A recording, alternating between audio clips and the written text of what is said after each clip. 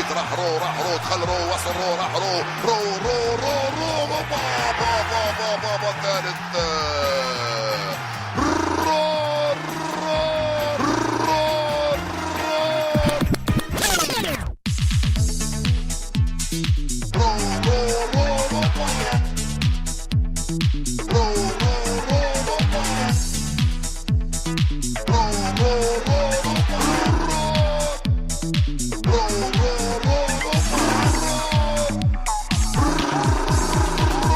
This is Arsecast Extra. Hello and welcome to another Arsecast Extra. As always, with James from Gunnerblog. James, it is a goodly morning, so goodly morning to you. Goodly morning to you too, Andrew. We're getting used to these. Yeah, I like it. The goodlier, the better. It's not like a novelty that's wearing off, you know? No. I don't think it will. Like heroin or something. You know, it's Moorish. It's a Moorish feeling. Maybe it's a cleaner, perhaps more healthy way of getting high. True. At the same time, though, you're utterly dependent on other people. So, no, it is good. Yeah. No, it's true. I mean, but this is a particularly good one because obviously it takes us into the international break. Yeah. And recently, like, we played on a Friday night and we got to enjoy a whole weekend off the back of that.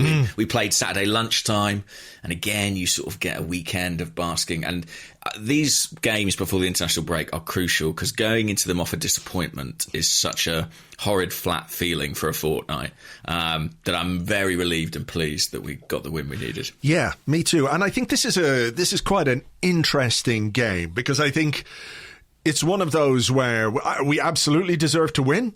There's no question in my mind that we were the better team, that we deserved to win. We took the 3 points. We kept a clean sheet. There are loads of things we can take from this, and I'm sure loads of things that we're going to discuss over the next little while. But also, things, it's not perfect. We're still a long way from perfect. There are issues that this team has.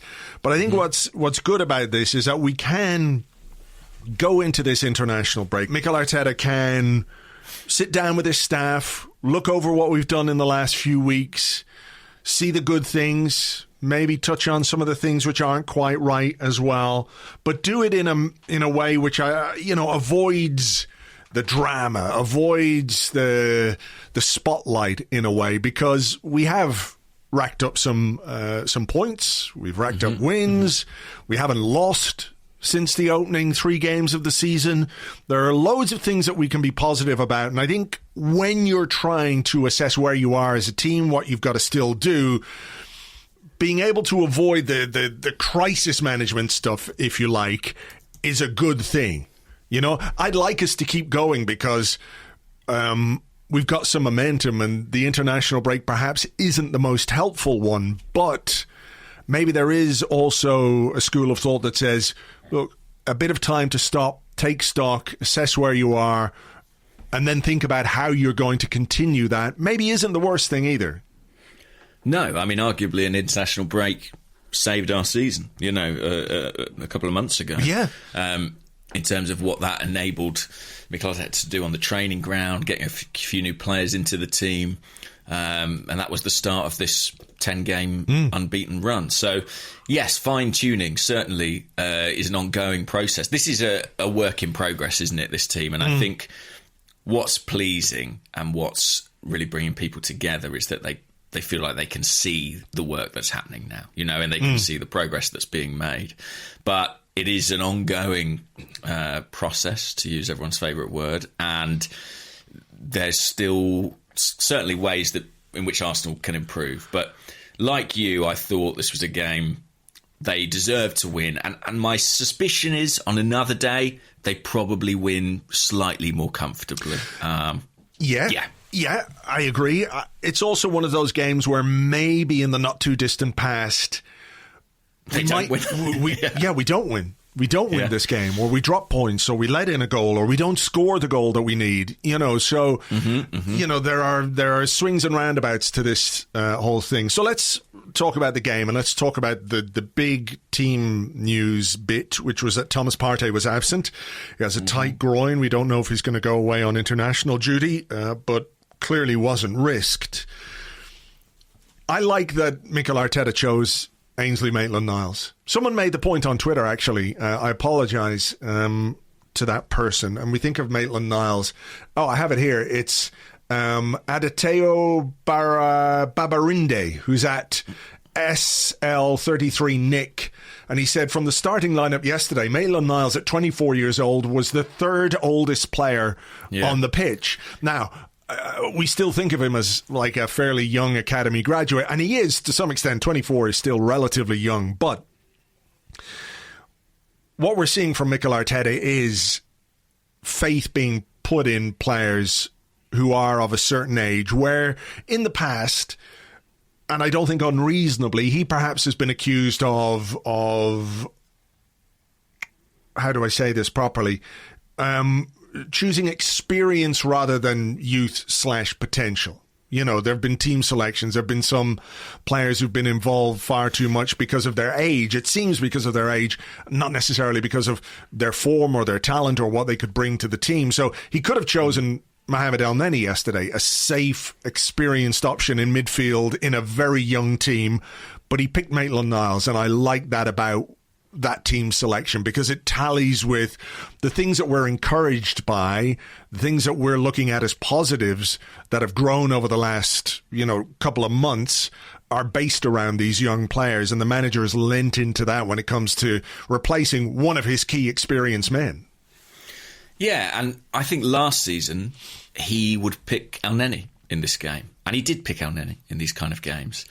And this season, it's been Maitland-Niles above him in the pecking order. And to be fair, when Partey was out, the very first game of this run was that home game against Norwich, wasn't it? And Thomas Partey wasn't back. And it was Lokonga and Maitland-Niles then too. So there's been a consistency about that. That said, as much as I was pleased by that decision, I was a little bit worried, just because I kind of think of Partey, Aubameyang and more recently Lacazette as kind of the grown-ups in the team, the dads, as it were. And without him, he's an important structural piece. And when he's good, typically Arsenal are good. So, I always worry when we're going to be without him, even against a side like Watford, who aren't any great shakes. Yeah, I thought Maitland-Niles did really well. He had a period in the first half where he kind of went missing for a little while, and I wasn't sure quite what had happened there, or where he was, or what he was being asked to do, whether he was being told to fill in that kind of left half space, But, when it comes to the focus, the concentration, the discipline of his performance, it was all there. The stats back up what he did on that pitch. I'm just going to get them up here because I think they're worth talking about. 9 ball recoveries. He won 5 out of 5 tackles, 2 interceptions as well. He was involved in that move for what should have been the first goal, the disallowed goal from Bukayo Saka. Defensively very good, strong, Arteta said afterwards, I'm seeing a different Maitland-Niles, which is certainly true. I think, given that he is playing in midfield and he looks like he wants to take his chance, I was impressed with him yesterday. Nevertheless, I think there was still something a little bit missing from midfield. Maitland-Niles and Lokonga, 2 relatively young players. I thought they both acquitted themselves well, but when it came to perhaps just providing that little bit of extra thrust, a little bit of precision to get into the final third, it wasn't quite there. And that's where I think we miss Partey, which is not to downplay what Maitland-Niles or Lokonga did, but you can still miss what Partey brings, even if the replacements come in and do well. Definitely, and it would be weird to not miss Thomas Partey. I think he's that sort of player. But Maitland-Niles, I think he was my man of the match against Leeds in the Cup. And I thought, Sky gave him the man of the match in this game, I understand, and I can completely see that. I thought he was very good.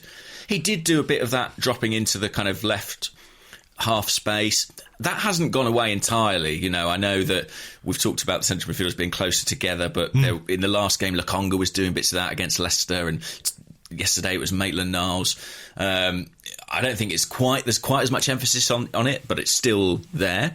But I was really impressed with him in the one-on-ones, in the challenges. He's so quick to the ball. He's got great balance. The way he stays upright when he wins the ball is really impressive. So athletic. It's just funny, isn't it? He wanted desperately to go to Everton to play as a fullback. And now he's at Arsenal getting a fair bit of game time in midfield, which is actually his preferred position. I still have this slight sense that it's maybe a bit of a marriage of convenience. I'm not convinced that Ainsley Maitland-Niles is at Arsenal for the long term.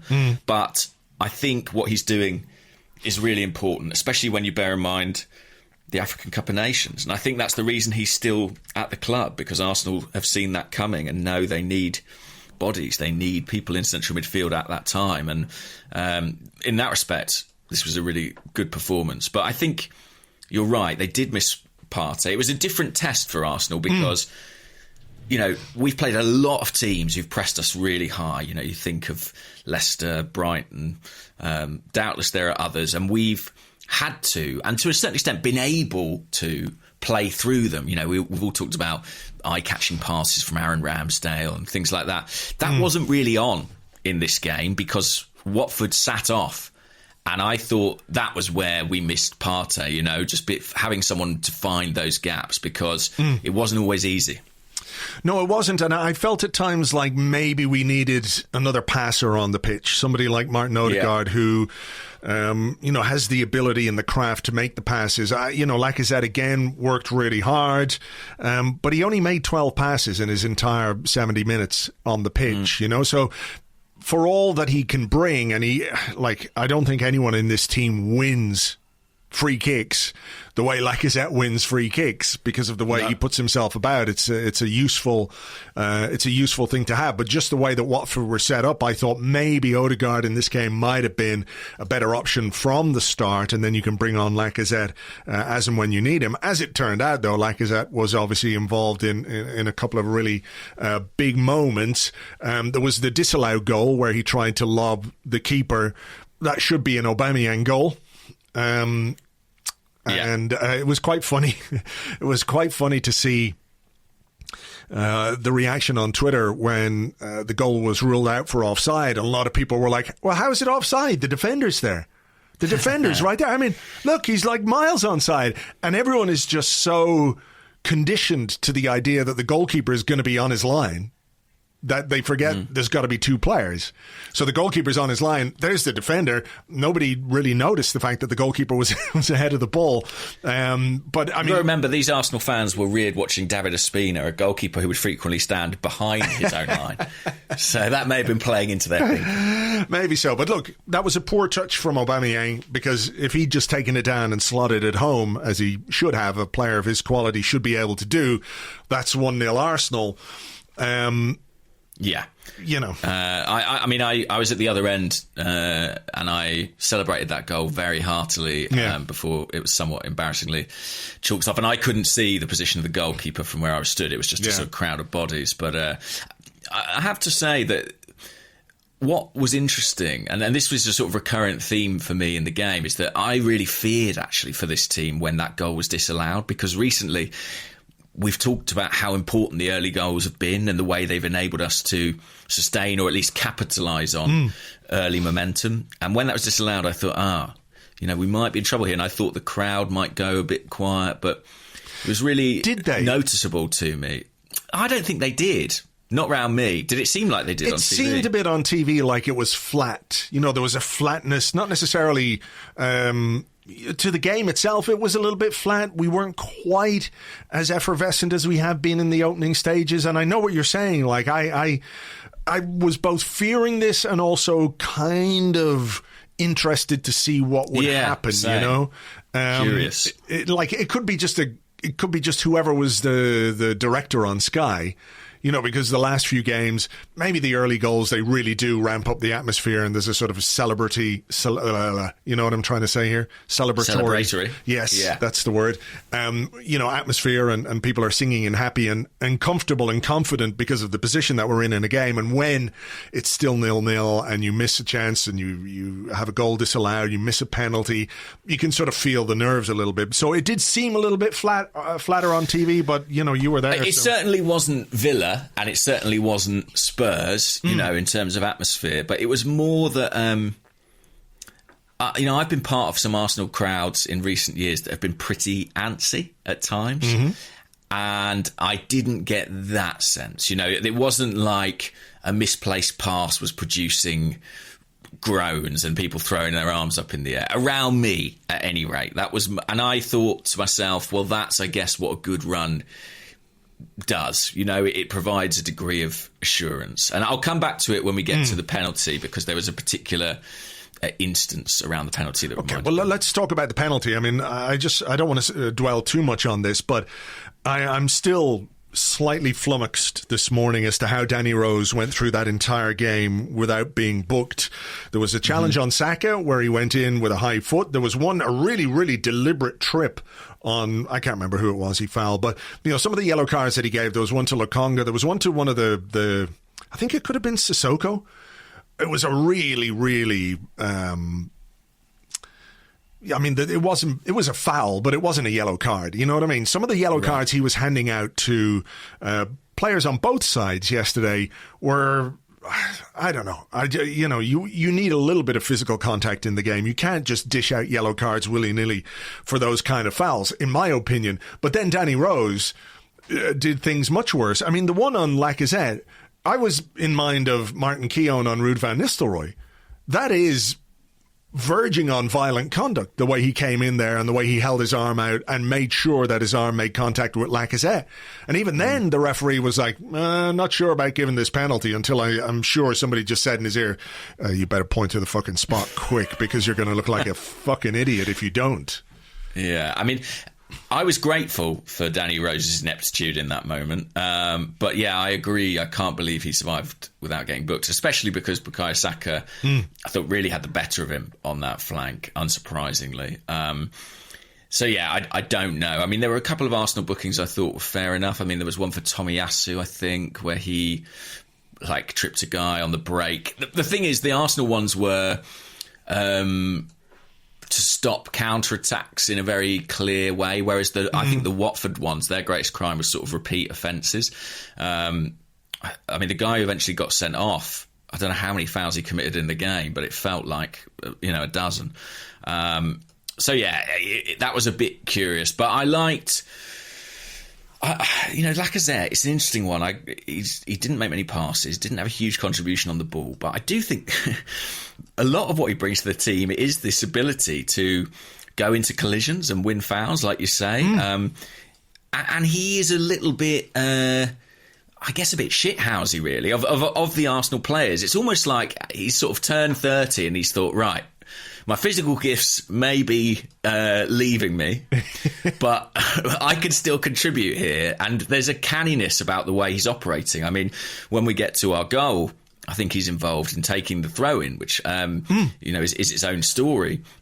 But yeah, I do feel like he's bringing a bit of the dark arts to the team, and that's not the worst thing for a side that, as Arteta put it, can be a bit naive at times. I mean, we are regularly dismissed as a bit too nice or a bit too soft.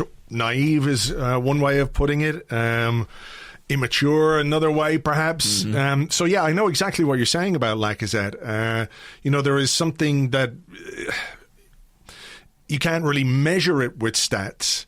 But I think, there are certain aspects of his game where, if you're playing in that position behind the striker, I think it's not to be critical of Lacazette per se, but I think you need the player in that position to make more than 12 passes in 70 minutes if you want to be, a team that creates chances and attacks well. But at the same time, he won the penalty. He was involved in that disallowed goal. He took the throw in, like you say. Maybe another player wouldn't have thrown it straight to an Arsenal player. Yeah.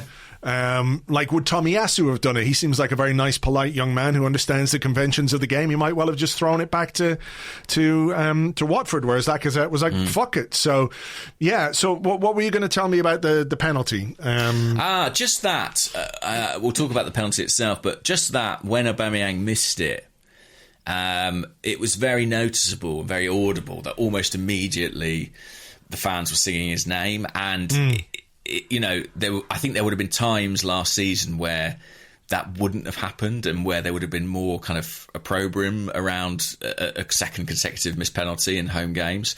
But there was a real sort of groundswell within the stadium of support, and I just thought that spoke to the unity, as Mikel Arteta might put it, that exists right now between players and fans, and I thought that was encouraging and important. But I wish he'd scored. I wish he'd scored too, and I don't think it was a great penalty. And I think we might leave Aubameyang discussion to the second half of the show, because we do have some questions about that. But basically, it was a day. It was as bad a day I think you can have as a striker, to be honest. Not his day at all. Missing a penalty, missing that first chance. Then, of course, there was the issue with the Odegaard shot, which I think was going in. I've been watching the replays of it again and again and again this morning, and my sense is, even though I can't say 100%, but I feel like 92.63% certain that ball would have gone in off the post anyway. Without Aubameyang touching it, So he may be desperate to make up for the fact that he missed a penalty, but he should know better than to go for the ball when he's standing in such an offside position. He knew he was offside, So there was a lot about his performance yesterday which wasn't good.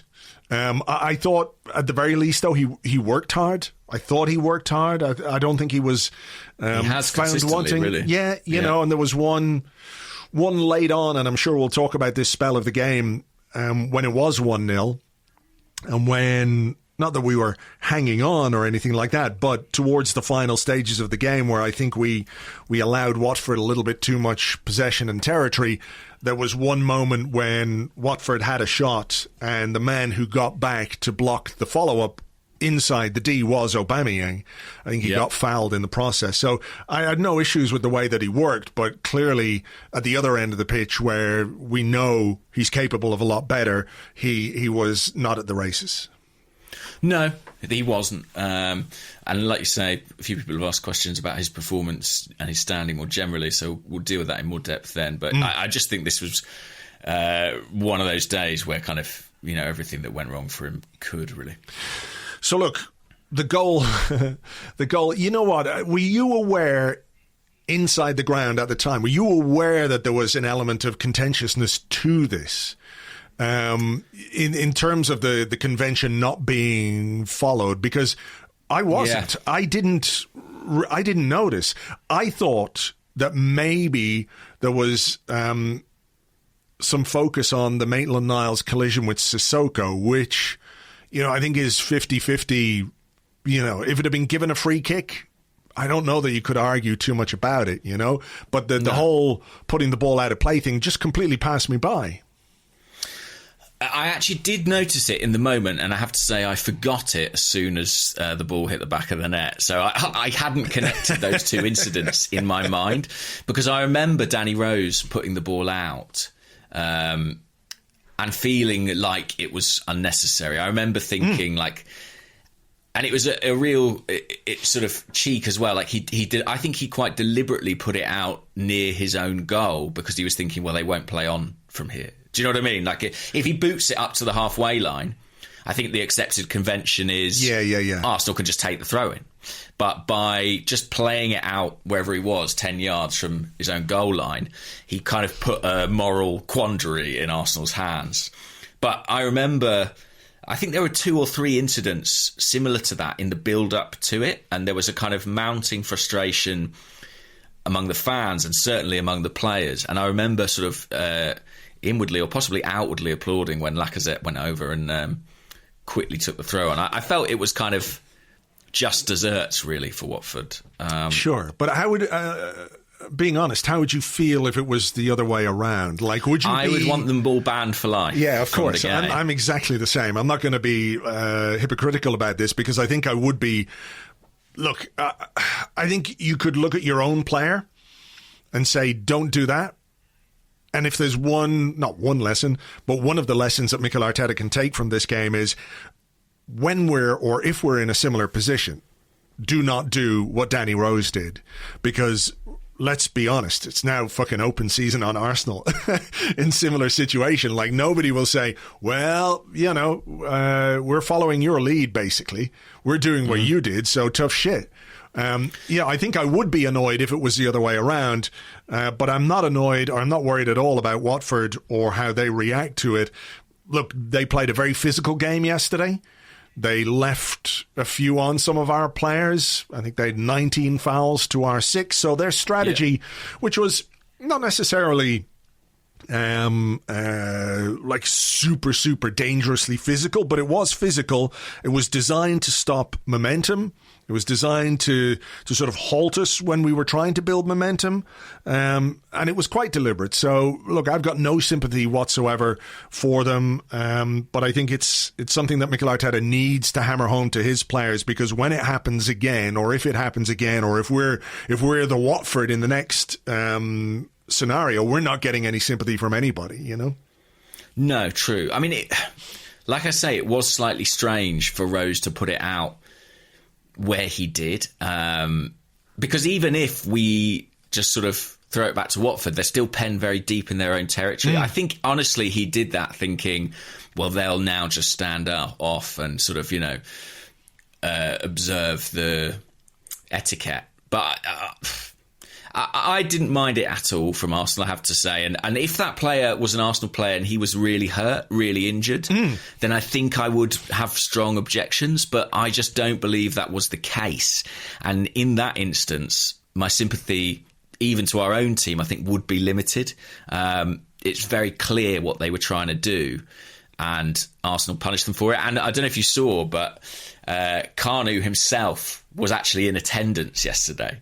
So I thought it was a fitting tribute, really, to him that we should go on and score. Yeah, well, look, it's one of those things where you say leave it to the referee, to stop the game, and I think that's the right thing. But at the same time, when the referee is as halfway inept as Kevin Friend was, it's another angle to all this. But look, we played on, kept the ball. Ben White did really well. It broke for Emile Smith Rowe, who lashed it home from inside the D. A little bit of a deflection. He's had a couple of helpful touches, I think it would be fair to say. I couldn't see that from, I think so. Maybe I should just watch it again here. I think it took a very slight deflection, yeah. It possibly did. I liked what Ben White did. I thought there was, because the passing lanes out from the back were much more difficult to find because Watford was so deep, I think Ben White realised and accepted the responsibility that he was going to have to carry the ball quite a lot in the game, and he did that with mixed results, but generally he took on that responsibility, and he did indeed get forward in the build-up to this goal. It was interesting in the first half in the stadium, there were a lot of conversations on the field. Ramsdale talking to Kroenke, Arteta talking to Ramsdale, Arteta talking to Maitland-Niles, just about how we were progressing the ball or not, maybe well enough. And I thought White handled his part in that well, and he was one of our better players on the day. Big contribution to the goal. And Smith Rowe arrives on it beautifully. Have you determined yet whether or not it took a nick? I think it did, yeah, because of the way that the ball is spinning as it goes into the goal. It's hard to see 100% from the angles that I'm watching, but the way that the ball is spinning or not spinning actually just suggests that it did get a nick off the underside of the defender's leg or something like that. But look, he had to be there. He had to be aware. He had to be on his toes. That's 3 games in a row now he scored in the Premier League. They were talking about this, players under 21 who have done that for Arsenal. Cesc Fabregas, Jose Antonio Reyes and Nicolas Anelka. So that's nice company to be keeping when it comes to goal scoring, So I think it's fantastic to watch what's happening with Smith Rowe. This kid who's only been in the team less than a year, really, on a regular basis, who felt confident enough to ask for the number 10 in the summer, got the number 10 shirt for all that entails at Arsenal. We all know the names. We know the pressure that comes with that number, because there is, at the end of the day, there is pressure. You've got to create, you've got to score goals, you've got to deliver for your team. There is an onus on you as the number 10 at Arsenal Football Club to deliver, and he's delivering. It's great to see, because I think we're watching a really special talent blossom before our eyes. And it's a match-winning contribution from him yesterday. Yeah, and to roll out a cliche, I mean, if you don't buy a ticket, you don't win the lottery, you know, and he's getting in the positions, he's taking the shots on. And actually, watching the game yesterday, I feel like there was a point last season where we kind of collectively as a fan base, or certainly I reached a point where I was like, Bukayo Saka's best position is on the right. And that was reaffirmed earlier this season. And I think I'm pretty close to saying that about Emile Smith Rowe in the left-hand side. I think that he plays it exceptionally well. I think the fullback that plays behind him benefits from his presence there enormously. I don't think it diminishes his goal threat, and we're seeing that borne out. You know, I know he's got the number 10 on his back. Maybe, although I think he's fairly kind of relaxed about where he plays based on interviews he's given. I do think that left-hand side, it really, really suits him. I think so too, yeah. Because he can go either way, can't he? He can go outside. He spends a lot of his time inside, which is quite Peresian. And the way that he pops up in the box and the central positions that he pops up in is very like Robert Pires, because that's how he played. But like Pires as well, when he wants to, he can go outside. And we've seen him do that. So look, it's fantastic to see, and hopefully, you know, it's something he can keep up. And you know, we need players in key positions to make decisive contributions, and his was absolutely decisive yesterday on a day where, you know, other players didn't quite reach the heights that we thought they might, like the Aubameyang thing we already spoke about, the Odegaard goal, which probably should have been a goal. That's 2-0. I think that makes everything much more safe. But at 1-0, it's a weird scoreline. We know that one moment, one mistake, one piece of quality from the opposition can change what's a good result into a poor result. So I'm curious as to your thoughts on those final stages of the game, because I feel like this is an ongoing issue with this team where maybe there isn't quite the ability or the know-how or the savvy, whatever it might be, to sort of change the momentum that we cede to the opposition by the fact that we sit off. We sit off a bit deep. We protect the lead. I think protecting a 2-goal lead or a 3-goal lead, I get it. Like, what's the point in opening yourself up? So sit there, let them have the ball. It's much easier to do. But a 1-goal lead, I think you need to be smarter in how you manage the game, and being on the ball more, winning the ball back, controlling the ball, controlling possession. I think this is an area that we're maybe just struggling a little bit in. And if you're facing a better team in those circumstances, you are probably going to have more problems than Watford posed us yesterday. And when you look at what's to come in the Premier League, we've got Liverpool after the interlull, then it's Newcastle, but then 2 away games, Manchester United and Everton. I think this is an issue that Mikel Arteta's got to think about, because if you allow the opposition that much of the ball, they're going to hurt you when they're good. Watford aren't good, but the teams that we've got coming up, even if some of them are struggling a little bit, they're better than that. So it's a bit of a problem. It is, yeah. And it might seem odd to talk about him on a day where, you know, we're all saying Ainsley Maitland-Niles was man of the match. I personally think that is an area in which we miss a midfield player like Granit Xhaka, someone who can kind of stroke the ball around a bit, control possession. I think we miss that. I also think there's a maturity aspect to it. It was interesting. I also think there might be a physical component. I mean, we work very hard in the early stages of games, and sometimes I feel, especially when you take a couple of players out of the side, so, you know, without Partey, without Xhaka, without a couple more, that the Arteta's guys that he trusts are kind of already on the pitch. Yeah. And, you know, for example, I was watching the game and thinking, Aubameyang's having a bit of a stinker here. It would be lovely if we could swap him out.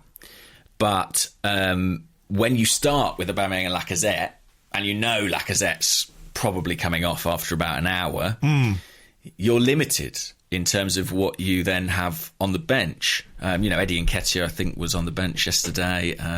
Nicola Pepe as well, Martinelli. But I just don't think Arteta trusts them to the same degree, rightly or wrongly. And I think it makes it more difficult to kind of freshen it up. I found myself sort of hoping, Elneny was the guy who came on, and I completely understood that to kind of steady the ship. But I found myself thinking, and we saw when Martinelli actually did come on, how effective he was in sort of A, offering a threat on the break, and B, just basically being able to run away from defenders and help us keep the ball. Yeah.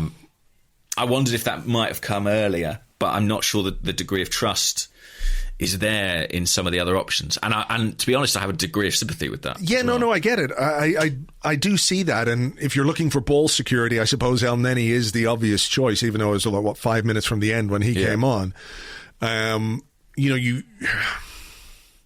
To have a kind of midfield player maybe who can come on and be a bit more... I mean, this is where I think there is a gap in the squad, where I think there's room for a midfield player who's perhaps a bit more aggressive, a bit more front-footed, somebody who can win the ball back and give you that possession and security as well, if you know what I mean. So to have that as another option in the squad would be very useful. I think midfield is still a bit of a weird one, obviously without Partey, and we're looking at January as a difficulty anyway. But it's maybe a collective thing as well. I know we've spoken about maturity. We've spoken about this team developing, and maybe going through certain games like this will make them confident that they can deal with these kind of scenarios. But if we're going to talk about the things that are positive about the team, and there's been a lot that's positive about the team and the results and the performances and the commitment and all of those things, which I think we can all identify with and we all enjoy, we have to acknowledge as well that maybe there are things that aren't quite where they should be as well. And I just worry about our ability to just change the momentum of a game when it goes the other way. Watford aren't really a very good team. They're not a great possession team. They don't offer much in attack. They've got a couple of decent midfield players, but they were able to have far more of the ball than I felt comfortable with at 1-0. At 2-0, 3-0, fine, have as much as you want. So I just think it's one of those things that Arteta will look at over the international break and think, well, is there anything we can do? Are there things we can do on the training ground that might offset some of that? And I kind of in my head feel like Martin Odegaard might hold the key to that. I think being without Partey, Xhaka and Odegaard in this game inevitably is, from the start anyway, is inevitably going to affect the degree of midfield control you're able to exert. I mean, that's probably our best three, or people will argue that. It's probably Mikel Arteta's first choice, three midfield players there. So, it's worth acknowledging that we were completely without that, albeit in Odegaard's case by choice. I also think that on the positive side, I think there is a sense in which the team, my impression watching, were kind of not happy for Watford to control the ball as much as they did in that period, but the back four and goalkeeper were pretty content for them to kind of sling stuff into the box. And I think that confidence is something that's built by the defensive record we've put together, over these last few games. Yeah, I agree. I thought the defenders were good. I mean, Ramsdale had a little bit of a moment, but beyond that... just a bit, just a little bit of a moment. But, the central defensive partnership is developing very nicely. Tavares is good. He's a good player. He looks a good player. And I think you're right to point out that in some ways he is aided well by Smith Rowe on that left-hand side. There's never... How many times have we watched Arsenal and seen Kieran Tierney on that left-hand side with nowhere to go and nobody to go there with? And I don't think Tavares has had to deal with that because he's had Smith Rowe outside him. And Tomiyasu yesterday was absolutely brilliant. Defensively, unbelievably solid. Won everything in the air, won his tackles, won his duels. They didn't run past him at all. it's very, very promising. And I think maybe there's a confidence, maybe you're right to say, there is a confidence in our ability to defend, which you could derive from the way that we played. Like, there isn't that insecurity about defending, which means that, okay, we're desperate to get the ball back. We need to get Watford out of here. It's kind of like, well, let them have it. What are they going to do anyway?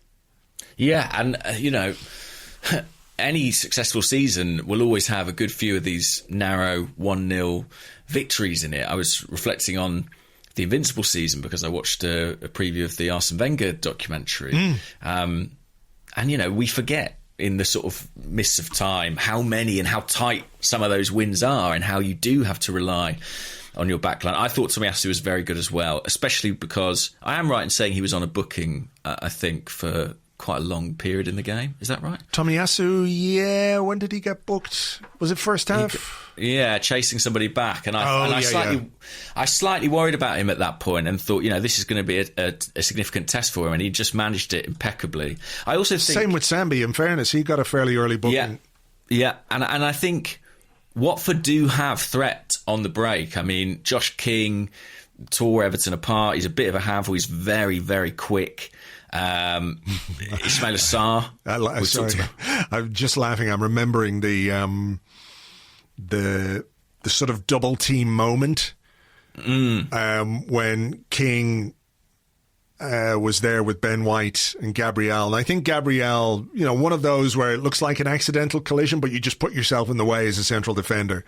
And he just sort of fell on the ground. And I enjoyed that because it's just the kind of stealth fuckery that you want from your central defenders.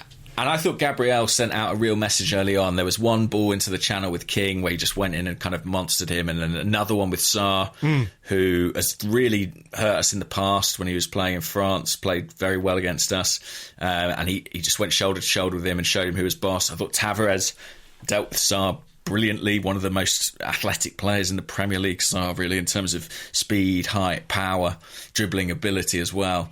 And I thought Tavares did superbly in that respect.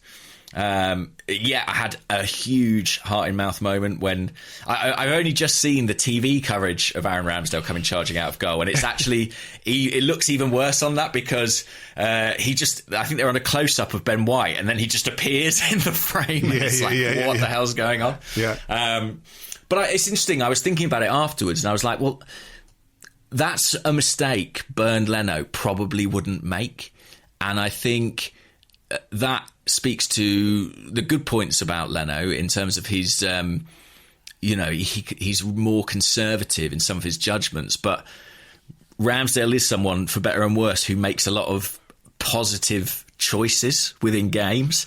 And sooner or later, I guess, some of those are going to get wrong. And that was a significant misjudgment. Yeah, he got that one wrong. And I do wonder if it's a case of, he wanted to be involved or what have you. I think that's one where the goalkeeping coach can sit down and say, look, make a different decision next time. Let Ben White deal with that.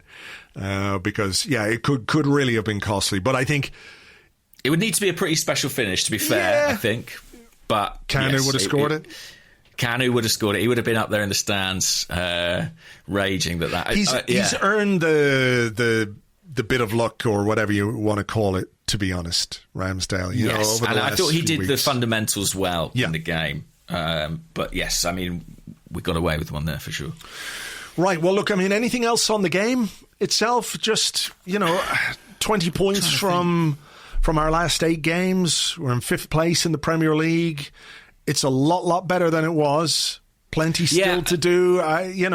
We can be really positive and pleased with what we've done in the last couple of months since those opening 3 games of the season. I think as well, we've spoken about the penalty, the offside goal that might have been a goal. I think we came up against a goalkeeper in pretty good form as well. Yeah. I mean, he makes a very good save from Aubameyang, even if it's not the best penalty, and his save from Gabriel was excellent as well. We had an inspired goalkeeper on our side last week, and we came up against one, I think. That's weekend, fair. So. That's fair. It was very good save from Gabriel, wasn't it? Yeah. So I've just dropped something. But I think while there are lessons to be learned, I do think that on another day, Arsenal probably win this by 2 or 3 goals. I think we got more right than wrong. And I just have to take my hat off, really, to the team and the manager for really churning out the points in this period. I think, what is it in the league? How many? Because I remember us having a conversation, I think it was after Man City, and saying, what do they need from this next? I think it was to this point. Was it 8 games or something like that? Yeah. In the league, and I think we said, 18, they need at least 18. Yeah. I think is what we said. I think I might have said, at least 15 as a bare minimum. And what have we got? We've got 20. Something like 20, which is very decent. It's very decent.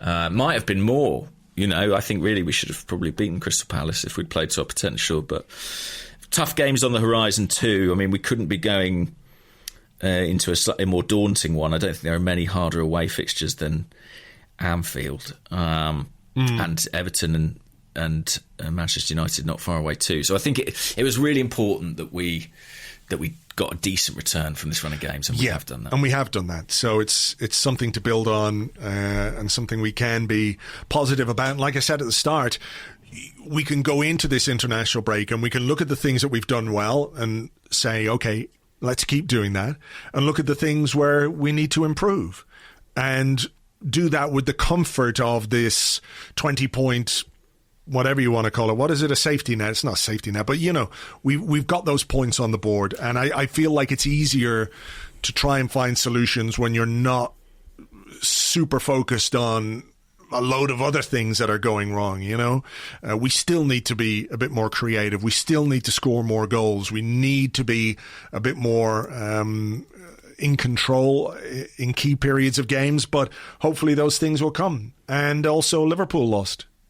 So happy Invincibles. They did. I mean, remarkably, we can go above them, I think, if we win at Anfield. It's fucking crazy, isn't it? Yeah, it is. I mean, look, we're sat in 5th for the international break, above Manchester United, which feels good, comfortably above Tottenham as well. But it's still at that stage of the season where everything's very tight, and I think there's going to be a bit of volatility about that league position. But I certainly feel a hell of a lot better about things than I did a couple of months ago.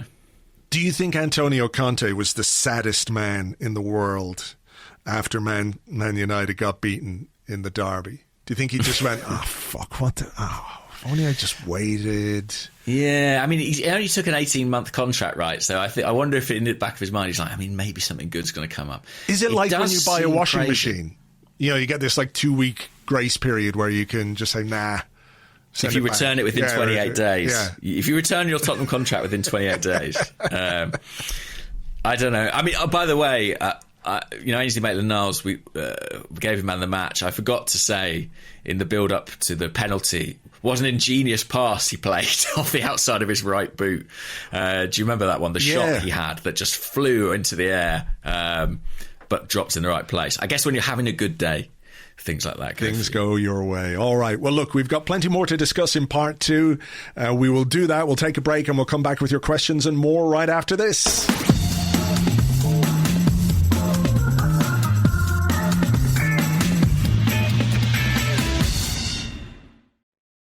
Welcome back to the Arsecast Extra. This is part 2 of the show where we answer questions that you send to us on Twitter at Gunnerblog and at Arseblog, and also on the Arseblog Discord chat server, which you get access to if you are an Arseblog member on Patreon. I'm going to go first, James, if you don't mind. We've got a load of questions here about Pierre-Emerick Aubameyang, so I'm going to do a couple of them, but we'll fly through them.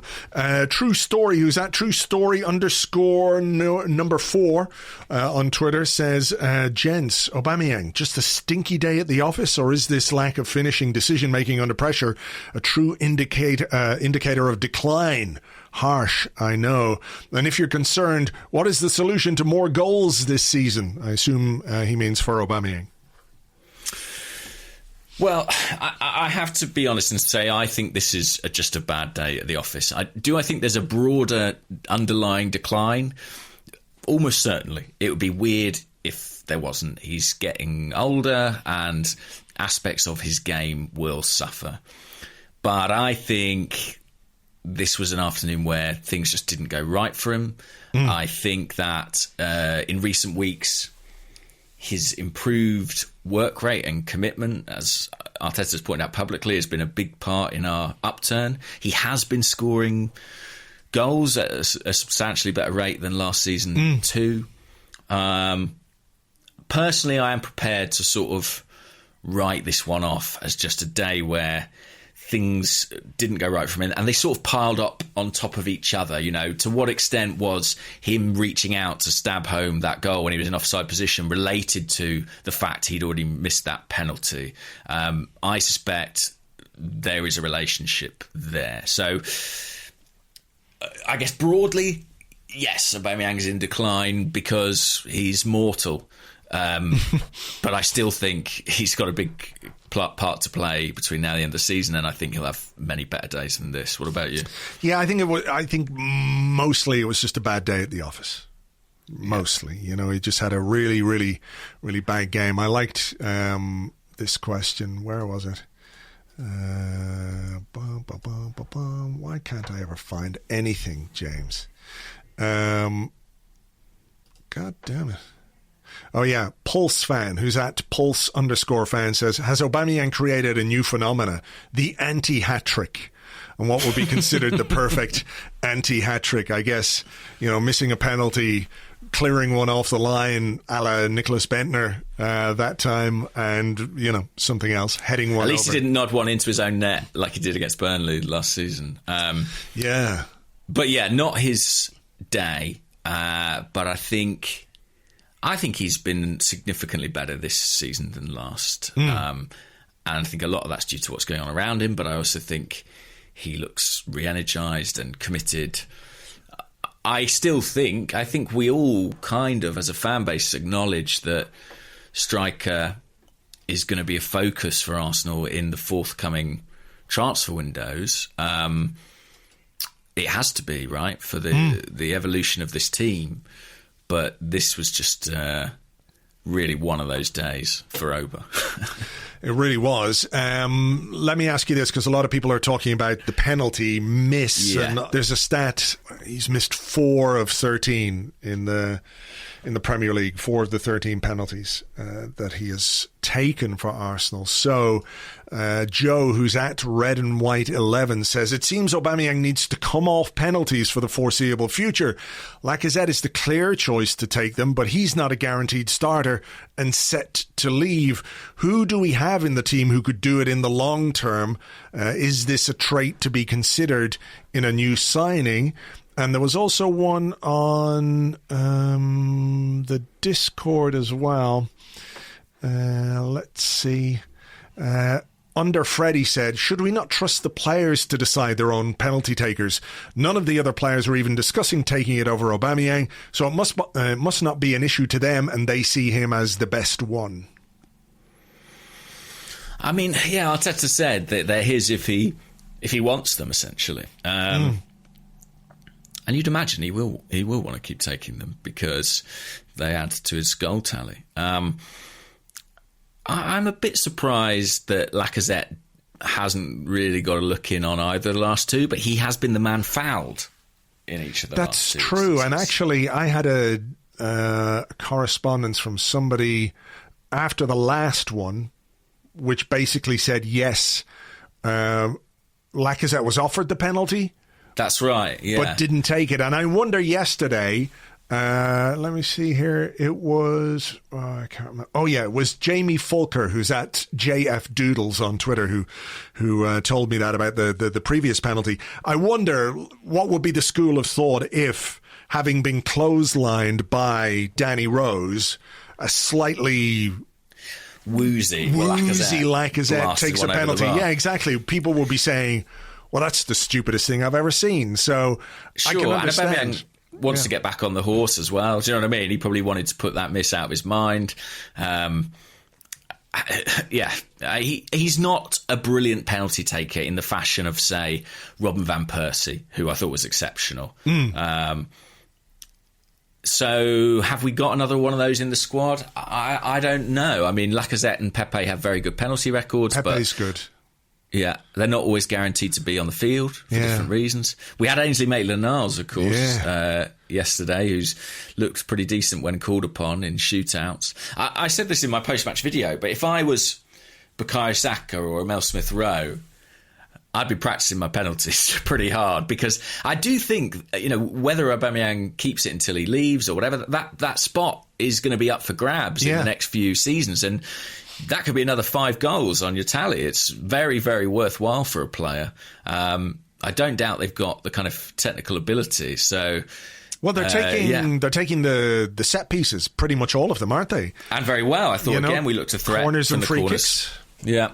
So if I were them, I'd be that's a good working point. on my technique and trying to throw my hat into the ring, because we're going to need somebody sooner or later. Yeah, that is very true. That is very true. Cool. Let's have another question. What have I got here? Okay. So, Matthias Belmar. Is it too early to have the Tavares-Tierney conversation? It may be a case of recency bias, but KT hasn't had a great start this season, and Tavares has been stellar. We know Tierney well. His best is so good, but Tavares is practically undroppable right now. Please discuss. Please discuss. We had another question like this from Medfly70, who said, we like to say competition is healthy. Do we really think Tavares should keep a spot over KT? This is a different situation from the goalkeepers. Tavares was brought in as backup, whereas Aaron Ramsdale was brought in to be the future number one. It's just one of those situations where a player has come in, done really well, doesn't deserve to lose his place in the team, didn't lose his place in the team yesterday, perhaps because of a fitness thing more than anything else.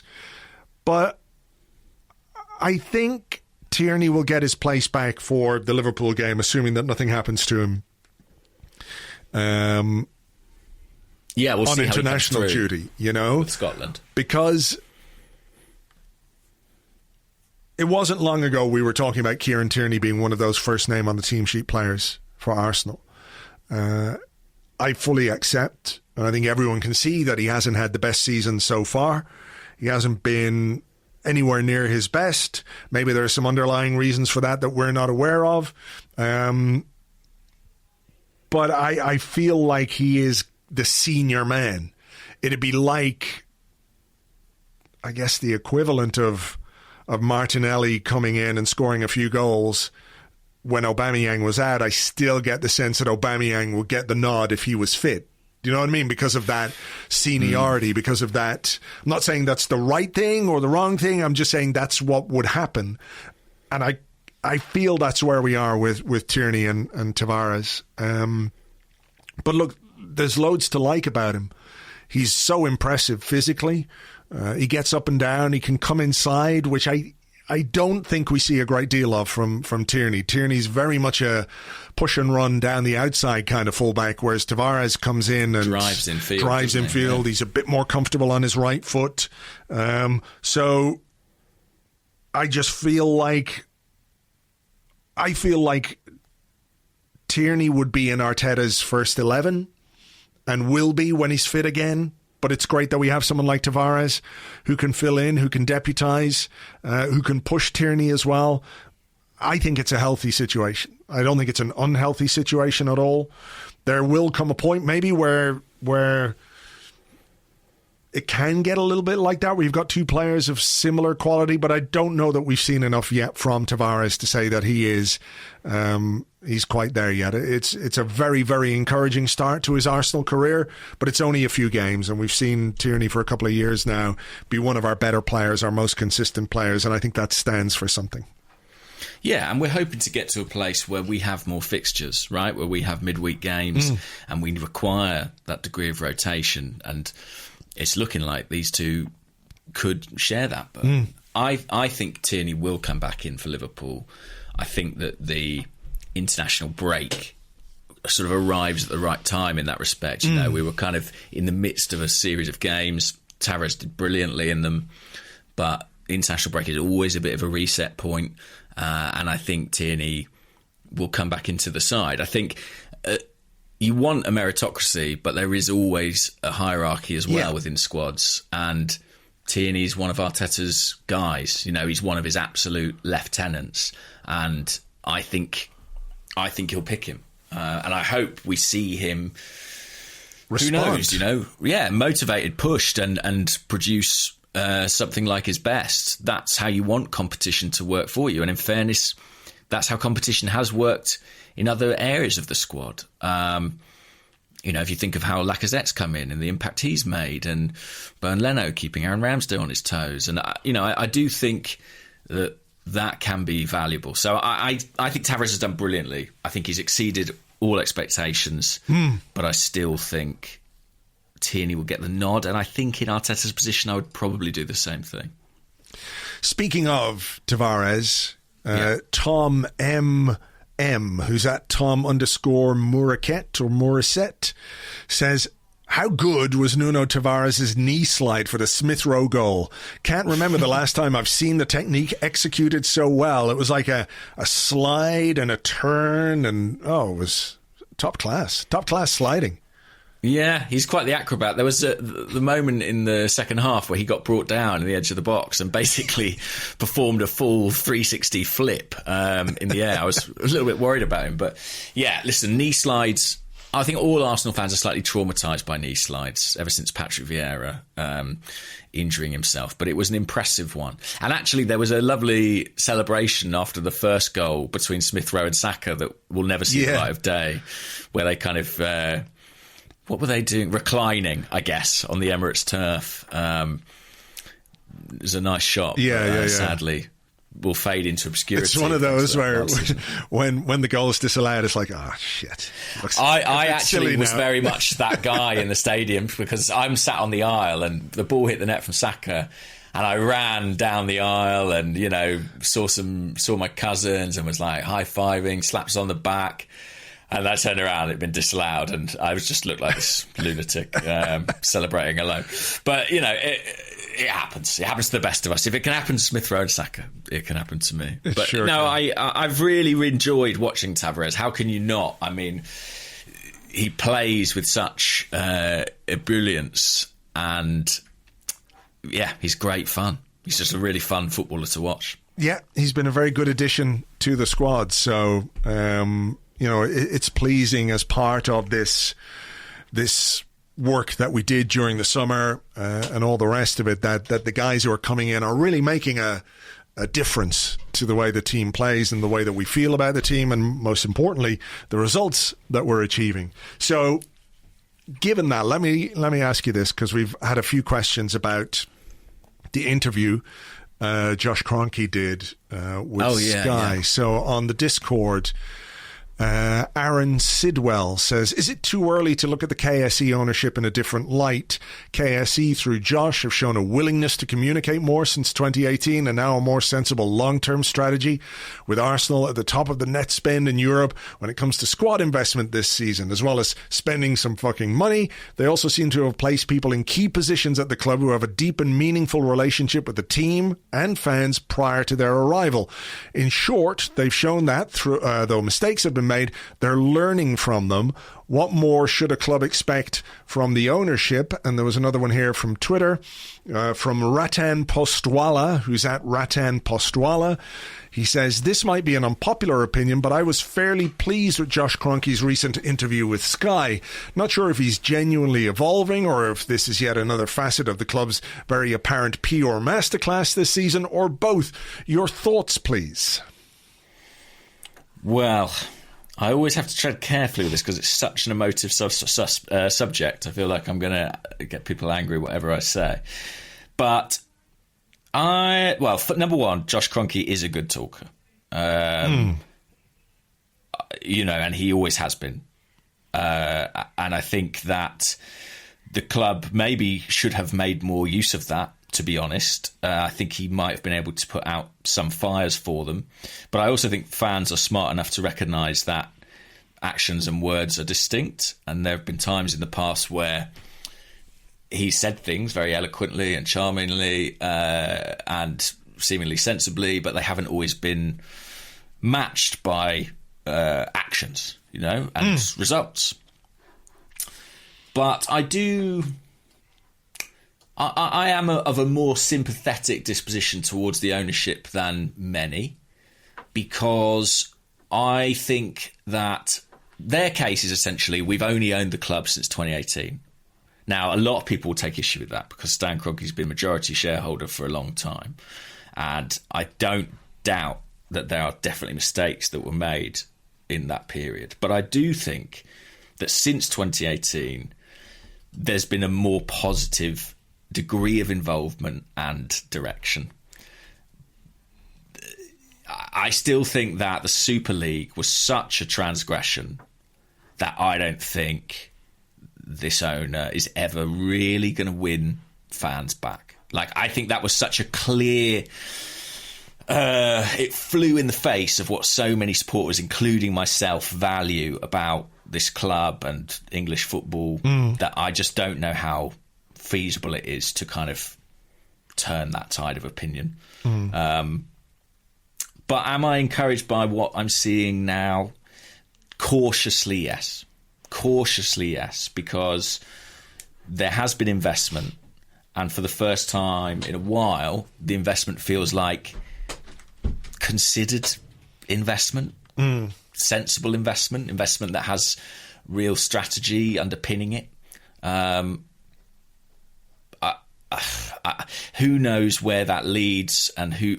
But I think as well the reason that I am more relaxed about the ownership than some is partly because I look around at the options of who might own Arsenal, and there aren't a great many alternatives that enthuse me. I have to be honest about that. Like, I don't envy a lot of what other clubs have, because it comes with its own complications. So yeah,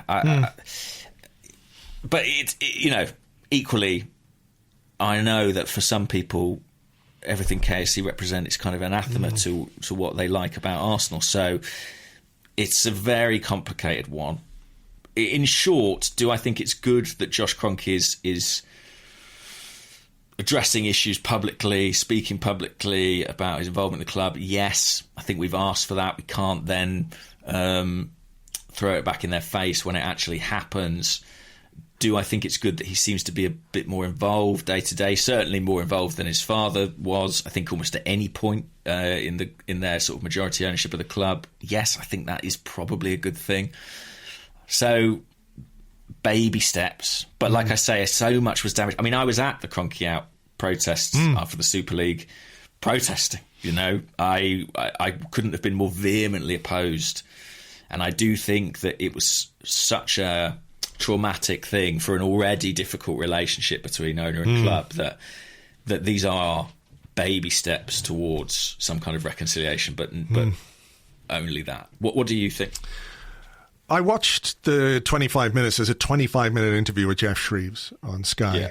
And if people want to watch it, there's a link in the show notes. You can click through to Sky Sports and watch it.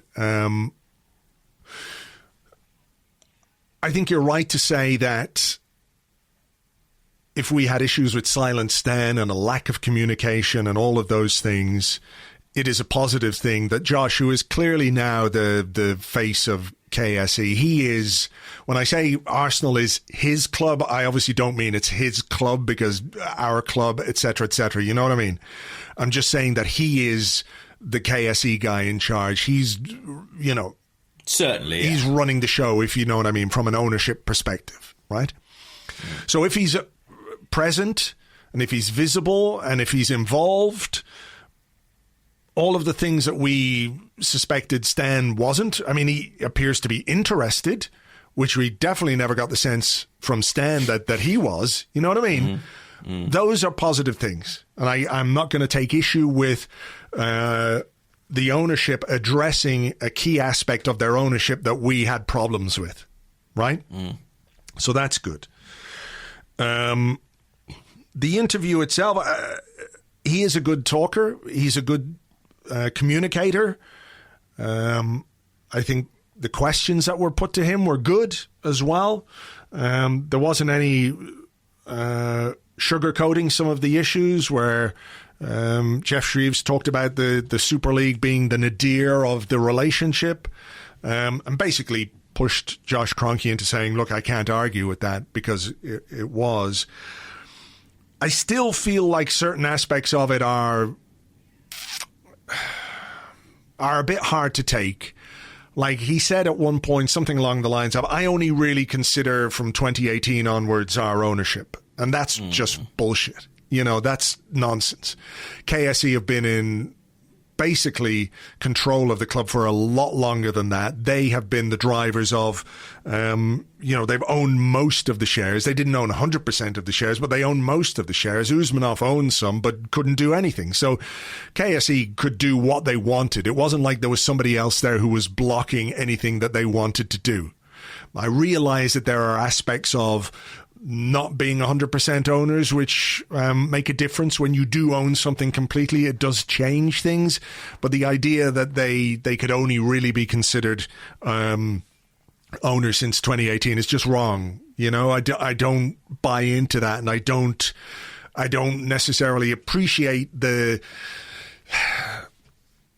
suggestion that we should just ignore everything that came before then, that they get a pass for that. You know what I mean? I agree with you about that. And can I just say on that point, because I think it's interesting, the way it was put to me by someone who'd worked for KSE was that there was a reluctance on their part to invest, shall we say, while Alisher Usmanov owned such a large proportion of the company, and that the antipathy that existed between those groups in some ways inhibited the degree of investment, which is not a good thing. Like, that shouldn't have been the case, but from what I gather, that was the case. Yeah, I get that to an extent, but I also feel like it's easy to look back and say that that's why they didn't do certain things at certain times, because, you know, in reality, they could have done whatever they wanted anyway. That's it. Yeah, and he talks about investment in the training ground. He talks about various things that they've done. And look, there are positives to what's gone on this summer. They did sanction or green light the investment in the squad, and we've been talking for weeks now about how good that has been. So, you know, I'm not trying to sort of downplay the positives. I mean, the Super League thing, I'm sorry, but you cannot tell me that this was something that just came up at the last minute and Arsenal had to make a decision about whether to be involved or not. You know, this has been brewing behind the scenes for a long, long time. And this idea that, we had to think about, well, what's better, Arsenal in a Super League or a Super League without Arsenal, whatever it was. Nah, I'm not buying that. I'm not buying it. The protests, I don't think KSE were alone in underestimating the opposition to it. They weren't the only, Arsenal fans weren't the only group of fans. But I don't believe that this was something that just happened, you know, one evening. It was like, well, either you're in or you're out. Give us a decision right now, or that's the end of it. I don't buy into that.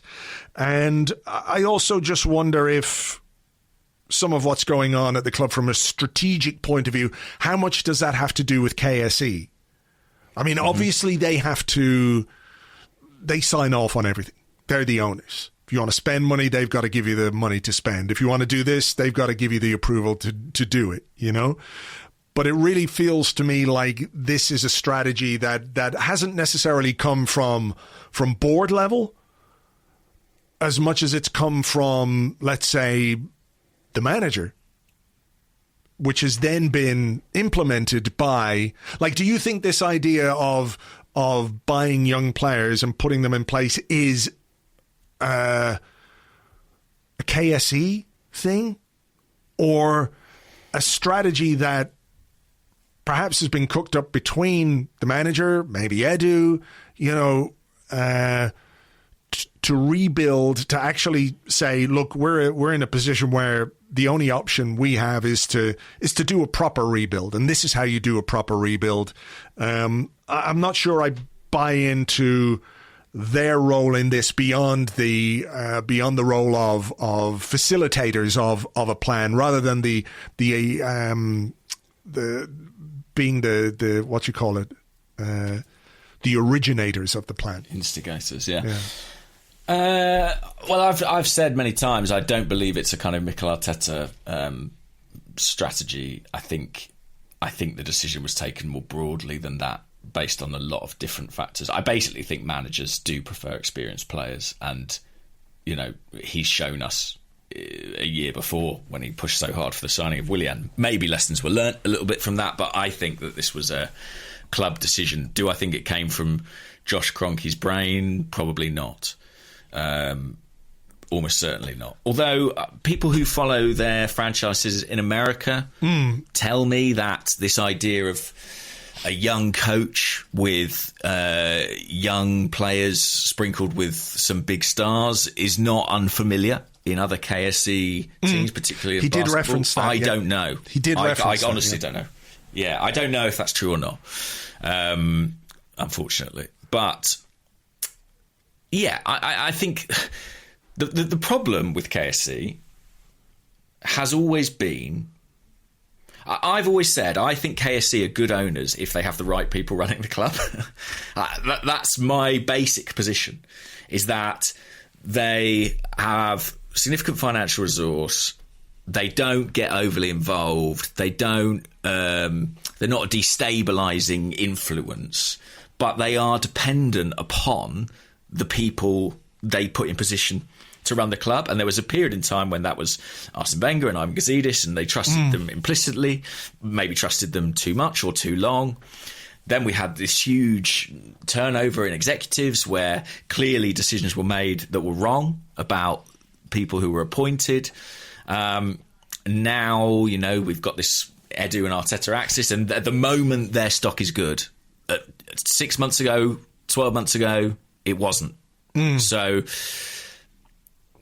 I think that they it's about if they get it right. I don't want an owner who says this is the transfer strategy. I don't think any of us fans really want a businessman, someone who's not really a football person, to be making those calls, making those decisions. The question is, do they get the organisation of the club, the appointees correct? Yeah, I mean, this is something that Andrew Allen was saying to me this morning, and I'm just wondering what you think of this, in that a lot of the people we've put in place, how do you say this properly? I mean, there've been existing relationships.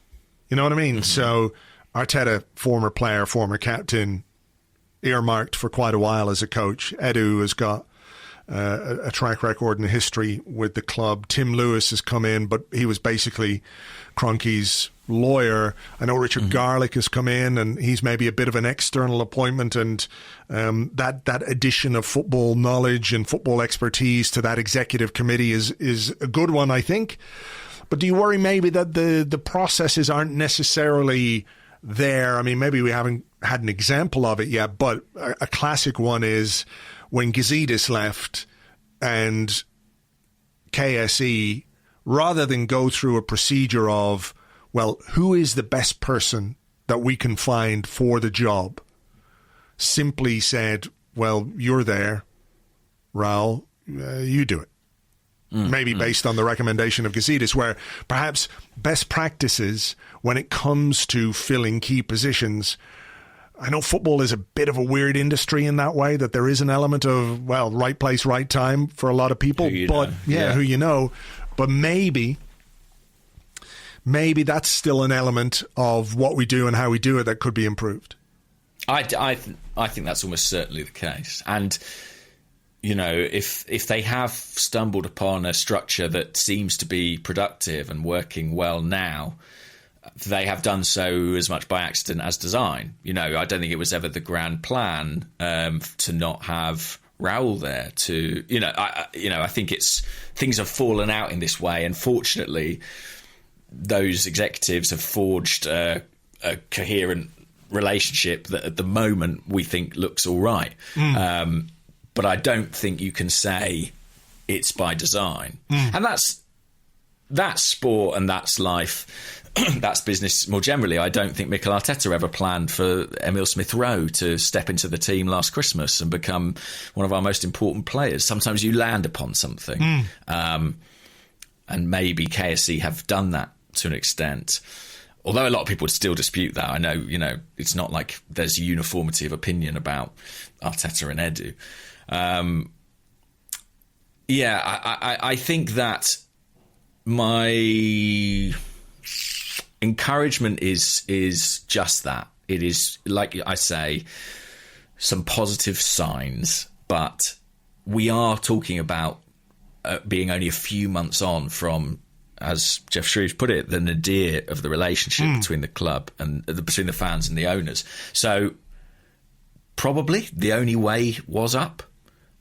Thankfully, we are taking some baby steps in that direction, but there's still a long way to go. And I personally don't know if fans will ever take these owners to their hearts. I don't see that happening. No, I really don't. I don't think so. There's too much water under the bridge from way before 2018 as well, Yeah, although everything they say says they're going to be here forever. And, so, maybe in the long term, 20, whatever it is, the last 10 years will feel like a blink of an eye. Yeah. I don't know. But... the best thing that they can do is make themselves kind of irrelevant by ensuring that, this is a football club where the focus is on a team that's good and successful and capable, which is what they say they want. It's what they've said all along. They want to compete for the biggest trophies. They keep saying these things and they don't deliver, and that's why there's distrust. Now, I know it's not as simple as saying, well, I want to do this, therefore we're going to do this and it'll happen. But the positive, as I said, is that there is more involvement and greater awareness. And I think maybe there's something interesting, whether it turns out to be a good thing or a bad thing or successful or not, but there's a team of executives at the club, the manager, the technical director, the head of the academy, the chief executive, Richard Garlick, Josh Kroenke, all in and around the same kind of age. So if there's a way of making that team work together because, they have age in common, life experiences, all of those things, maybe that is a positive thing. But yeah, it comes down to what we do and how we do it. And like if we're successful this season, nobody's going to be talking about Josh Kroenke, really, or KSE, and that's probably the best thing that they can hope for, right? Yeah, that is what we should want. And it hasn't been the case often enough. And it's interesting you mentioned that sort of team of managers and executives. I mean, in the previous sort of 24 months before this summer, it was a constant kind of political environment, and you heard a lot of things about dynamics and relationships and power struggles kind of ever since Arsene Wenger, or maybe even before Arsene Wenger left the club. And I have to be completely honest and say that's not the impression I have now. I think that there is, look, Mikel Arteta's buzzword of the week was clearly unity. He must have said it 10 times in his interview with Amy Lawrence, but I think there is a sense in which maybe in slightly trying circumstances that group of individuals have sort of rallied round each other and are supporting each other. And that, again, I don't think it was all by design, but it feels like some progress. I think, I'm curious to see what we hear from Josh in the next 12 months. My gut tells me that he will be a player, certainly in the Amazon documentary. I feel like I would be surprised if he's not he didn't sculpt that beard for nothing, Exactly, that's for the TV cameras. And listen, also, we're all smart. We all know that Josh could have come out and done this after Man City 5, Arsenal 0, but knew the club were probably aware that the timing was bad, and it's not coincidence. Yes, it's Mikel Arteta's 100th game this week, but it's not coincidence that interviews and access have been provided at a time when things are a little bit rosier because people are more open. Yeah. That, if we'd had this discussion at previous points in the past 12 months, it would have had a very different tone, and understandably so. So, there is, of course, a kind of public relations element to this, and we're all wise to that, I think, at this point as a fan base. But we can't ask for involvement and presence and then dismiss it entirely when it arrives. I think we all recognise that too. And I mean, actually, we've got a question which is sort of pertinent to this, but Josh was at the meeting of this kind of external committee that's been formed, and Kim Everett, the Arsenal Advisory Board it's called, and Kim Everett on Twitter said, "What's up with the Arsenal Advisory Board, a D&I remit including broadening profile of Arsenal women, having no women on it?" And that was quite a striking image, I have to say, of the Arsenal Advisory Board being all male. Yeah, I mean, I saw a few people talk about the lack of diversity to the board, this advisory board. So I did reach out to the club today to see if we could get an official line on that. And they said, and this is the official line, "We are working to ensure that the advisory board does effectively represent our ambitions as a club to drive diversity and inclusion. We have representatives from LGBT, disabled, international and young fans.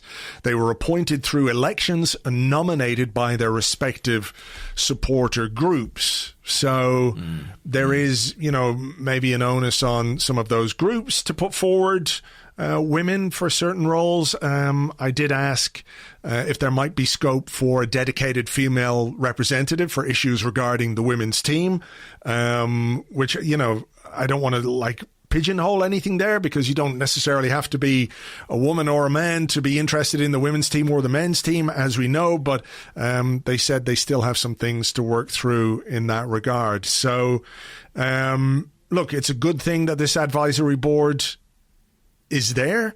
It meets. It can provide feedback directly to the owners. But maybe it's still in its infancy, and maybe there are things that will change over the coming months and years, I'm sure, when it comes to the representation on the board. But yeah, look, it's a striking image. It's a lot of men, no women, and I don't think that's necessarily representative in any way of the fan base and the support that Arsenal have. So we'll see what happens in that regard over the coming weeks and months. So yeah, they're not unaware of it. They're aware of that side of it. So. Yeah, and I am glad that there is a forum within which fans and representatives of fans are in direct communication with, the ownership. I think that's kind of overdue. And Josh has done some of the fans forums as well. So at least that dialogue is open. The degree to which it bears any fruit remains to be seen. On a kind of similar-ish note, there was a question on the Discord from The Land, who said, "Using the pandemic as an excuse for sacking all of the scouts was a bad look." And I would agree with that.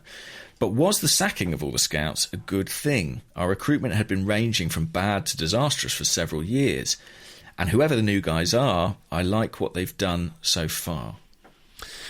That's very interesting, isn't it? It is, yeah. Because I think... go on.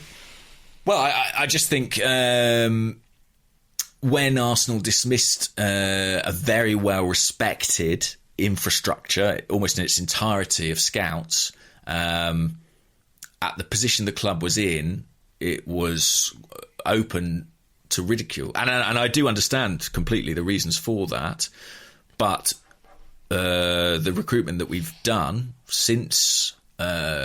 let's say since last summer, so in January and in the most recent summer transfer window, at this point, without going overboard, does look to have been pretty effective. Yeah, and the fact that football was shut down and there was nowhere for scouts to go, I'm not defending the decisions or saying it was the right thing to do, or maybe the club needed to treat people better and everything else. But based on what we've brought in, the players that we've brought in, whoever we've got doing that work now has done a pretty good job so far. Like you say, early days and all the rest. But it's always been, to me anyway, it's always been about trying to understand what the strategy is when it comes to recruitment, how we want to recruit, where we want to recruit. I think one of the interesting things anyway, from my perspective, is clearly football ability and your talent plays a huge part in how effective you are as a footballer. But I feel like attention has been paid to the character of the players that we've brought in as well. Beyond their ability as footballers, there's something a little bit extra when it comes to their mentality, whatever it might be, whether it's a positivity, whether it's a determination, whether it's an unflappability, various aspects of what these players have brought to the team can't be really quantified by stats or anything like that. And it just feels to me like some attention has been paid to that. There was a question, actually. Let me have a look here. I think it was on the Discord as well. It comes from Charlie Porter 8. It's slightly aligned with this. He says, not sure if this has been asked before, but what is it with Arteta and humility? Every player he likes, he says about they're humble, etc., etc. Do you think this has informed the transfer business, i.e. getting rid of a difficult, in inverted commas, Guendouzi, not getting Aouar, etc., etc.? Interesting. I mean, there was a quote from his interview he did with Amy on the official site. I think it was in the context of talking about spending time with his family and how protective of that he is. And it was almost a throwaway line, and I may be inferring too much from it. I hold my hands up to that. But he said something like, the time sinks or the time drains are gone. He sort of implied that, he is trying to streamline things so that he has less time caught up dealing with unnecessary matters. And I couldn't help but think of, if you're handling a problematic player, that can very much become one of those things. I think the character has been a big component. I mean, he was asked about Ramsdale, wasn't he? And he said, I watched lots of games and saw how he reacted when he conceded a goal, when you made a mistake.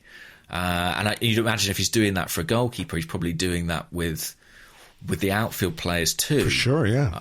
Particularly a 50 million centre-half, because where a mistake, your ability to deal with mistakes and defensive lapses is a really important part of how good you can become as a central defender, because as much as we look at things through rose-tinted glasses, some of the best defenders that we've ever had at this football club, whether it's David O'Leary or Tony Adams or Steve Bold or Lauren Koscielny or Per Mertesacker or even Sol Campbell, Kolo Toure, these guys, they weren't flawless.